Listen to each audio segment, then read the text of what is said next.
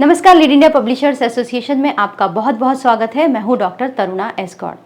सुमन कुमार जी ने 4 सवाल पूछे हैं। सवाल काफ़ी इंटरेस्टिंग है और आप लोगों के हित के हैं, तो इसीलिए मैं उन्हें एक एक करके अलग अलग टॉपिक में कवर करूंगी। सुमन कुमार जी ने पूछा है कि पत्रकार का रुपए कमाने का सोर्स क्या होता है।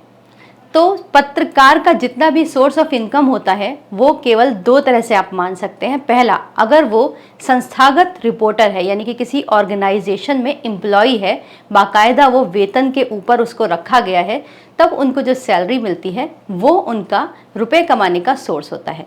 दूसरे तरह के जो जर्नलिस्ट होते हैं वो होते हैं फ्रीलांस जर्नलिस्ट। तो फ्रीलांस जर्नलिस्ट जो होते हैं उनकी कोई लगी बंधी इनकम नहीं होती। वो जैसे जैसे अपने न्यूज़ या फिर राइटअप्स किसी संस्थान को देते हैं उनकी ज़रूरत के मुताबिक, जैसे किसी बिजनेस अखबार ने कहा कि उन्हें इकोनॉमी पर कोई एनालिटिकल आर्टिकल चाहिए और वो उस पर लिखते हैं, तो वो उसके अनुसार उनका मेहनताना उनको मिल जाता है।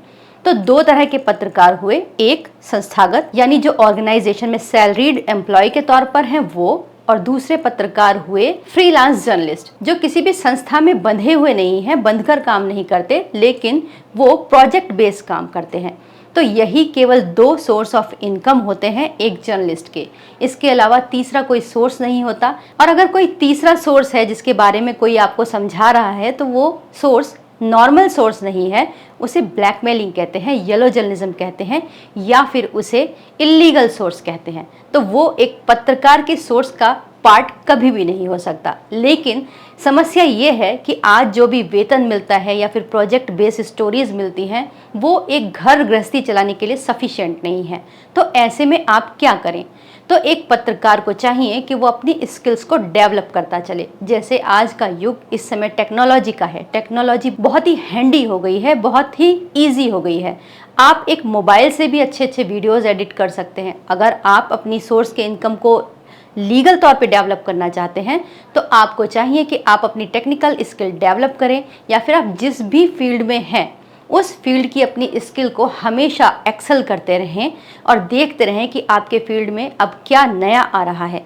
यानी जब भी कोई आपको कुछ काम दे तो आपको उस संबंध में सब कुछ आता हो, आपको उसमें लिखना आता हो। जैसे आप यूनिकोड में टाइपिंग करना जानते हो, अगर वो कहें कि हमें ये स्टोरी आपको अपलोड भी करके देनी है, तो आप उसे वेबसाइट या ब्लॉग के अकॉर्डिंग उसकी स्क्रिप्टिंग कर सकें। या फिर अगर वो कहें कि हमें इसकी एडिटिंग भी चाहिए, विजुअल चाहिए, वीडियो चाहिए, तो आपको वीडियोग्राफी भी आनी चाहिए और साथ ही थोड़ा बहुत वीडियो एडिटिंग भी आए।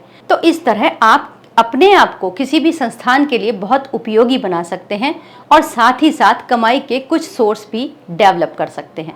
उम्मीद करते हैं मैं आपके सवाल का जवाब दे सकी होंगी। अगर आपको इस पर और विस्तार से कुछ जानना हो तो आप हमें कमेंट बॉक्स में लिखकर पूछ सकते हैं। अगर आपको ये वीडियो अच्छा लगा हो तो इसे लाइक कीजिए, शेयर कीजिए और सब्सक्राइब भी कीजिए। वीडियो देखने के लिए बहुत बहुत धन्यवाद।